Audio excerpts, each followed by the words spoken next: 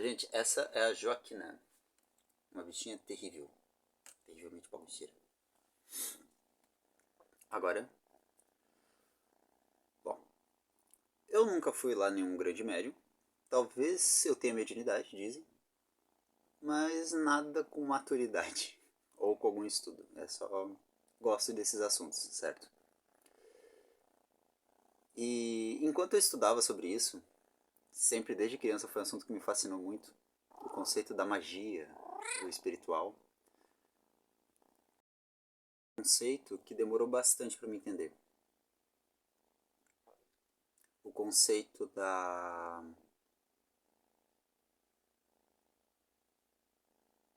atemporalidade. A homossexualidade eu falo depois. Existe um conceito na ciência, né? Quando eu criança eu era muito fã de documentários e tinha muita viagem na maionese, né? Sobre especulações, hipóteses de como seria a viagem no tempo.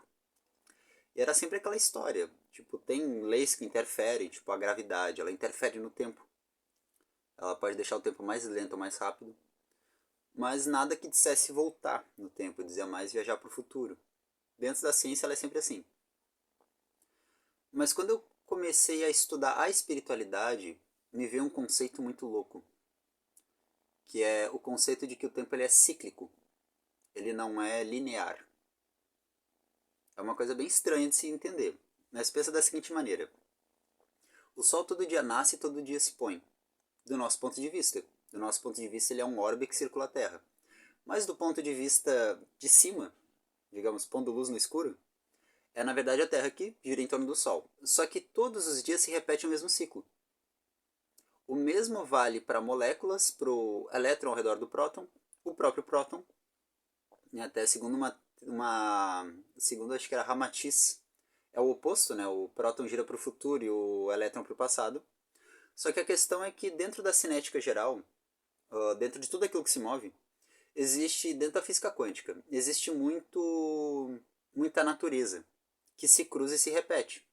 Por exemplo, o conceito de orbe, ou de bola, né, de redondo. O conceito de redondo pega tanto o microcosmo, o microscópico, quanto o macro, as estrelas, os planetas. E do mesmo jeito que o redondo, muitas outras naturezas se repetem. Por exemplo, as estrelas, elas têm sempre a mesma composição. Geralmente são gases, embora uma varie em estrutura com o outro, são sempre redondas e dentro tem sempre o processo. O mesmo vale para o tempo. Ou seja, quando a gente pensa que o tempo ele é cíclico, ele não é uma linha, fica aquela coisa. Um dia esse tempo vai se repetir, ou até mesmo um pouco diferente. Esse tempo realmente já aconteceu? Quando a gente pensa no nosso dia a dia, é improvável, né? Não faz sentido, a gente não vê ligação com isso, exceto a capacidade de lembrar ou de imaginar o futuro, de responsabilidade, que é onde a nossa biologia consegue alcançar. Extrapolando um pouquinho fora da média, a nossa biologia ela interfere na capacidade de previsão. Tem gente que tem essa capacidade. Que nem eu falei, eu não sou médium, mas eu já vivi, já sofri uma experiência assim, em que na qual eu sonhei, fui dormir, sonhei. No meu sonho tinham fatos, situações, imagens, pessoas, e quando eu acordei, muitas dessas situações aconteceram, próximas do sonho e muitos anos depois do sonho. Ou seja, ali a minha mente de cético quebrou. Eu fiquei tipo, eu não posso mais me olhar no espelho e afirmar que não acredito. Dali em diante eu vi que eu acredito, existe e foi provado na prática. Como funciona essa questão de tempo? Imagina o seguinte, outra situação que eu sofri também é chamado de obsessor. Eu dou graças a Deus por essa obsessão. Uma pessoa que me incomodava muito, muito, que era chata que é um caramba, chegou pra mim e brigou comigo. Porque você disse tal coisa ao meu respeito e eu boiei. Tanto é que na época eu julguei, vamos dizer assim, né? Não digo julguei, mas eu rotulei ela como doida neurótica, porque não fazia sentido. Eu sempre fui uma pessoa que não julgo. Eu pensava, se ela realmente tem um poder, alguma coisa assim, eu sempre fui daquela coisa, não duvido nem acredito, mas eu era muito cético. Muito tipo, se não foi provado, é difícil dizer que creio. Tudo bem. A questão é que ela me colocou uma situação na qual ela me veio e me falou x coisa e eu respondi assado, assado, assado, coisas que eu jamais responderia. Depois daquele dia, eu me mudei, passaram-se anos e a gente nunca mais se viu. Após esquecer essa pessoa, um belo dia eu tive um ataque de esquizofrenia. Eu estava na minha casa, na verdade estava morando em outra cidade, e eu tive um ataque, eu comecei a vislumbrar coisas, a ver coisas e comecei a falar sozinho. Depois de aquele episódio, passou, eu fiquei tranquilo e foi muito confuso, porque foi um diálogo, eu comecei a falar, e eventualmente eu comecei a falar outras coisas e me vinha na mente aquela discussão. Só que eu não vi exatamente com quem eu estava falando e o que eu estava falando, eu só falei o que eu achava de mim e de certa pessoa. Depois me bateu a memória, né? Eu me lembrei daquele episódio. Então eu me dei conta que foi uma conversa fora de tempo. Digamos, não foi literalmente ela falando comigo.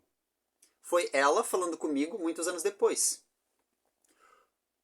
Aquilo parecia inacreditável, só que eu já tinha tido o sonho. Então minha mente de cético já estava quebrada, eu já não podia discordar ser possível. E aí eu entendi como funciona a mecânica de tempo cíclico. Ela é muito interessante. Imagina que você está no seu quarto um dia e começa a meditar e vive um diálogo. Quando eu digo vive, não estou falando de simular. Estou falando de fato viver, certo? De fato acontecer um diálogo em que você mentalize ou veja, né, uma pessoa e comece a conversar com ela. Alguma coisa do tipo uma cor, por exemplo, verde. Olá, é uma cor verde e tchau. Com a outra pessoa, aquilo pode não acontecer no mesmo momento. Pode já ter acontecido. Ou pode, 1, 2, 3 semanas depois, a pessoa te olhar, né, acontecer a mesma situação, ela olhar e dizer uma cor. E ela ouve você respondendo verde. Se estabelecer um diálogo. No momento que você estabeleceu esse diálogo, digamos, ele está solto no tempo. Ele pode ser previsto ou ele pode ser... Ele pode ter sido previsto, já ter acontecido, ou ele pode vir a acontecer depois. Qual que é a grande questão? A questão é que se as informações são assim, são causa e efeito, e uma coisa pode vir a se tornar, assim como outra vir a se tornar, entram duas perguntas primordiais, as quais eu já tenho a resposta. A primeira é livre-arbítrio. Como se pode realmente comprovar livre-arbítrio? Se as coisas são por causa e efeito, e a gente é uma máquina, a gente reage a X situação por um sentimento. A segunda grande pergunta é, digamos, existindo, né, destino, fica uma coisa meio relativa pensar aonde se encaixa o livre-arbítrio nisso. O segundo ponto é aonde essa conversa realmente ocorreu. Porque fica aquela coisa, não aconteceu no tempo de um, não aconteceu no tempo do outro. Para o tempo de um, foi, por exemplo, 2005. Ano de 2005, 23 de janeiro. Para o outro, pode ter sido 27 de janeiro, ano de 2006. Fica uma coisa realmente relativa. Porque, assim, se a informação estrutural de uma conversa, de um diálogo, um discurso longo, um debate, ou até mesmo uma discussão mesmo, né, algo do tipo, não gostei do que você fez, eu também não gostei, mas eu discordo de você, mas tudo bem, vamos deixar assim. E o mesmo diálogo acontece com a outra pessoa em outro momento, para ambas foi no presente. Para a linha linear, para a nossa linha, calendário romano, foi num momento e depois no outro, dá para traçar uma linha. A questão é que se a informação do diálogo pode ser transpassada tal qual, teoricamente a vibração, o pensamento, a energia de um espírito também pode. Teoricamente toda a composição do que você é, não só no corpo físico ou no seu cérebro, mas todo o conjunto de consciência que você é, teoricamente também tem essa linha de intersecção. Ou seja, o tempo ele é cíclico, ele é feito de ciclos. Inclusive os Vedantas eles não explicavam um ciclo como um anel. Para eles o conceito de cíclico é pega um copo d'água e derrama uma gota de tinta. Tu vai ver a tinta se abrindo como se fosse fumaça. É que nem quando você pega e defuma algo. Você bota um papel no fogo e deixa a fumaça subir. Tu vai ver que a fumaça vai reta só até certo ponto, depois ela se abre. exatamente igual a tinta na água. Isso se chama cíclico. Embora ele vá se abrindo, é o mesmo jeito que o espaço sideral se expande. Enquanto ele está se expandindo e crescendo, as coisas elas tendem a manter uma mesma estrutura. Existem muitos ciclos ali dentro, mas principalmente ele se abre nem reto para fora, nem propriamente estático. Ele cresce. Se o tempo funcionar dessa forma e cada espírito é mais ou menos isso, de forma similar, pode hoje eu ter um gato. Tem um gato aqui, deixa eu ver, cadê? Tá ali. Eu posso ter um cachorro, posso ter um bichinho, posso ter qualquer bicho de consciência arcaica.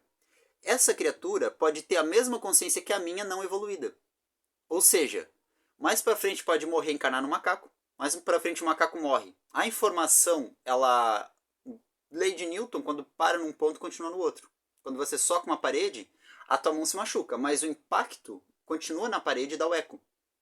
Do mesmo jeito, quando tem alguma coisa se mexendo e ela para em algum lugar, nem que seja no ar, encostado ou em outro lugar, aquilo pode recontinuar. Indo dessa premissa, a estrutura de uma consciência, ela teoricamente, depois que você morre, ela some, e quando você nasce, você se parece com algo que já existiu. Ou seja, uma pessoa pode morrer hoje e reencarnar lá na Idade Média, antes dela mesma nascer.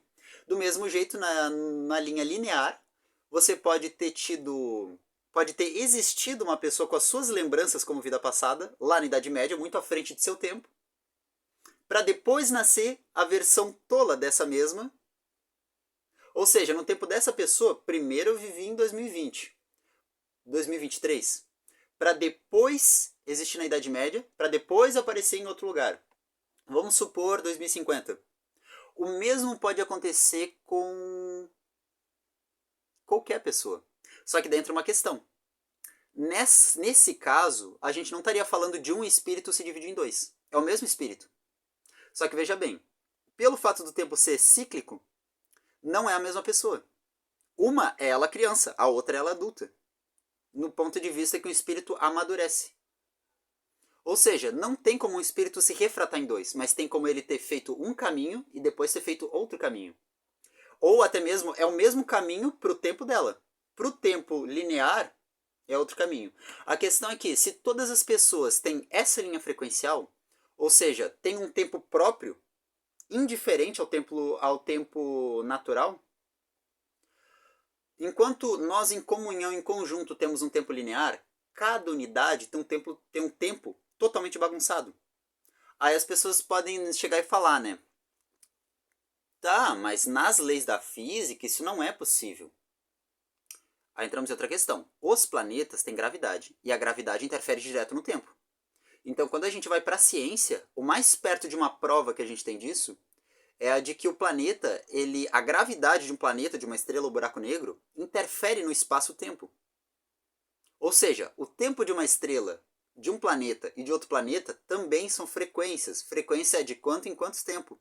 O que se passa entre um ponto e outro. Ou seja, o tempo de uma estrela, de um planeta e de uma lua, por vezes, cada um tem seu tempo. Sua personalidade, seu de quanto em quanto tempo roda. Seu de quanto em quanto tempo trepida em si mesmo em correlação a asteroides e a bombardeamento, ventos gravitacionais de outros conjuntos e bombardeamentos radioativos, considerando que o espaço sideral é cheio de radiações correndo. Quando a gente para pensar nisso, cada estrela é uma personalidade, cada corpo astral é uma personalidade, mas principalmente cada corpo é um tempo. É um relógio, seu próprio relógio, em conjunção, em amizade com outros, mas o que para um é passado é exatamente igual ao futuro de outro. Alguns, por no mesmo tempo ter sintonia, às vezes se entrelaçam. Às vezes um não tem a sintonia do outro, mas tem sintonia com o passado do outro que parece com o terceiro ou com o quarto. Isso criam amizades e diferenças.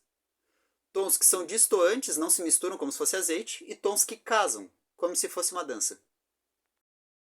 Quando a gente pensa nos circuitos de um computador, fica mais fácil de entender. O circuito de um computador ele é quadrado, não é que nem o astral que é todo arredondado e chicoteado, ou como a biologia, que é toda arredondada e cheia de curvas. Mas enfim, a questão é que dentro dessa temática, é mais fácil de entender como um circuito de computador. em que na qual se o circuito está certinho, um sistema vai destoar do outro, mas um fio vai cruzar com A, que vai passar para o processador, que vai passar para o B. Se você jogar água em cima, a eletricidade de um fio vai para o outro antes de completar o circuito. E aí o computador queima. Então qual que é a moral da história? A moral da história é que algumas frequências destoam de outras porque tem que ser assim. Se uma frequência muito forte ou de um processamento misturar com outra, elas se interferem. O mesmo se pode ser dado no convívio social das pessoas, como na política ou no processamento de uma empresa. Se uma peça ela está sendo fabricada e ela tem que ser furada, lixada e embalada, ela tem que fazer esse circuito sem uma misturar com a outra. Se uma peça for embalada antes de ser lixada, ela vai ser reprovada. Ou pior, vai ser colocada numa máquina e a máquina vai ter mau funcionamento. Se um conjunto de legislação tem uma papelada e vai de um ponto para outro, o final do processamento desse ponto tem que ser passando por todos os processos.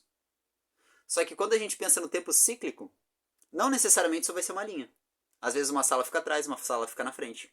A gente pega aquele aspecto de organização. Só que a grande questão é, o conceito de separação frequencial ele é importantíssimo para a natureza, para os corpos existirem como existem, para ter o funcionamento separado como cada um, né? Aquela coisa eu sou eu, o outro é o outro.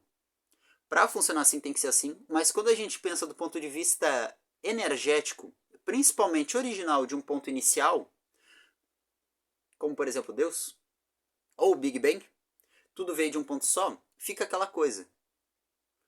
Todos temos dentro de nós identidades vibratórias, ou seja, identidades energéticas, do tipo contagem, de quanto em quanto tempo, diferentes do outro. Então, por exemplo, eu fiquei com raiva, mas fiquei triste. O outro fica com raiva e fica triste. O outro fica com raiva e fica alegre, porque dá uma excitação e depois se acalma. Fulana de tal, ela lida bem com os problemas, ela nunca fica depressiva. Fica com raiva ou fica feliz, mas nunca fica baixa. A outra é sempre melancólica e reflexiva. Pode ficar feliz, mas sempre muito profunda. Por outro lado, se ficar estressada, fica estressada e negativa. Tem gente que consegue ser perfeito, ou se educou e se condicionou muitos anos para ser saudável, mesmo tendo seus estresses. A questão é que do ponto de vista astral energético, ou seja, do ponto de vista, quando eu digo astral é planeta e pedra, qualquer corpo cinético de matéria. Quando a gente pensa do ponto de vista astral, todo e qualquer corpo que tenha gravidade, que tenha moléculas com ciclos e tenha seu próprio ciclo, possui espaço de tempo de enquanto em quanto tempo. Ou seja, pequenos microrrelógios montando relógios maiores. Então, é inevitável o tempo ter essas confusões. Nascer uma pessoa, uma identidade, ou a informação de um diálogo sem tempos quebrados, ou a informação de uma vida, de um espírito, de um raciocínio sem tempos quebrados.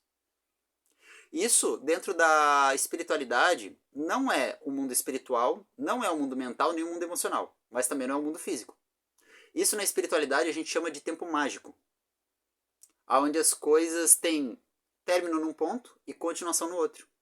É tanto a lei do predador que come a presa, que come planta, ou seja, a presa tem uma vida e produz nutrientes. O predador não consegue comer a planta. Ele tem que comer a presa para poder ter os nutrientes. Ou seja, a presa produziu aquilo e quando ela morre, aquilo que ela tinha de informação não é desperdiçado. O que cai no chão volta para a terra, o que o predador come continua no corpo dele para ele levar como informação de proteína. O mesmo vale, teoricamente, para o espírito. Quando um corpo para, a sua consciência continua. E na busca por aprendizado, acaba sintonizando, sendo muito parecida com outro ser que já está nascendo. De vista mágico, quando a gente engloba esse conceito de cíclico, fica uma coisa muito tipo, não interessa quem é mais velho e quem é mais novo. Proporção é uma questão de identidade. Você é mais alto, você é mais baixo, para mim reconhecer que você é quem você é.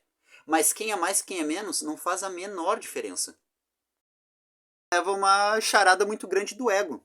Né? Digamos, aquela coisa, a formiga é menor do que a lesma, que é menor do que o lagarto, que é menor do que eu.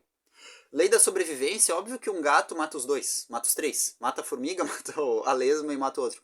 Agora, como é que a lesma se sente? Porque a lesma, ela é feliz, sai, come os bichinhos que ela tem que comer, come formiga. E quando ela volta, quando fica seco, árido o terreno, ela tem que voltar para casa. Porque pele molusco, né? A lesma tem uma pele que respira. Ela não pode ficar em clima árido. Então o ambiente ficou ruim, ela volta para a toca. Choveu, o ambiente ficou úmido, ela pode sair. Do ponto de vista da lesma, ela é feliz. Ela não tem que ser um ser humano superior a ninguém. Ela pode simplesmente viver.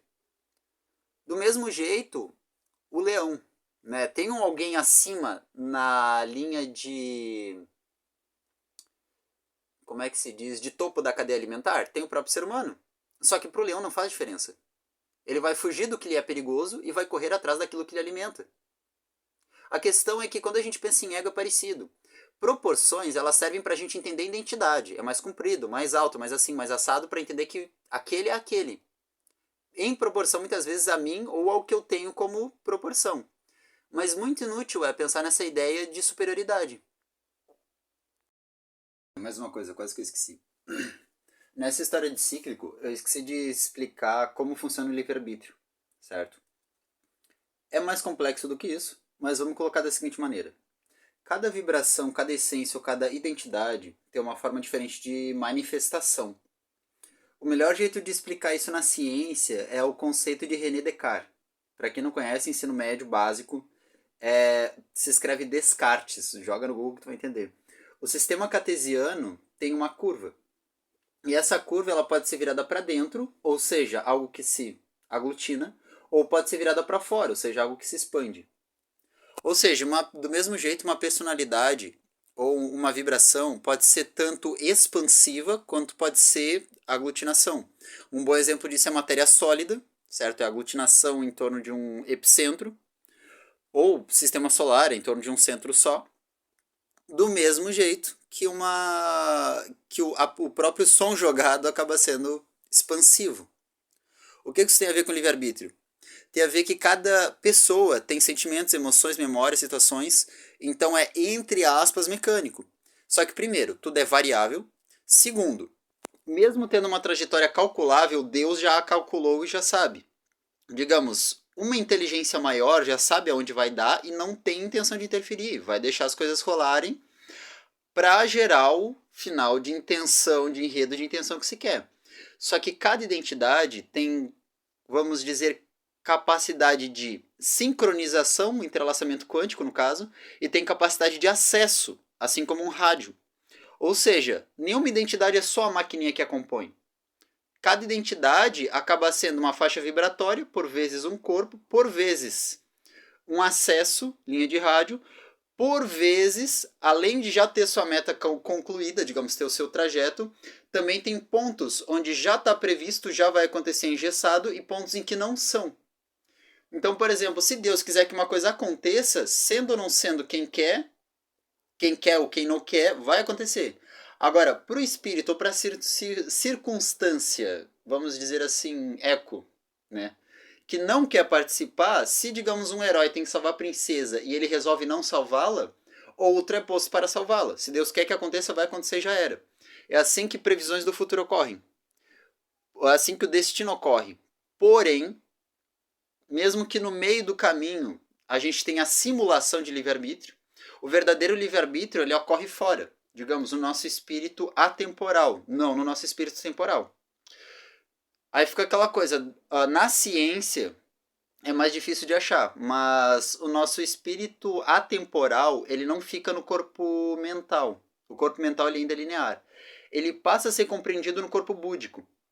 Ou seja, uma parte mais interna do nosso espírito no conceito espiritual.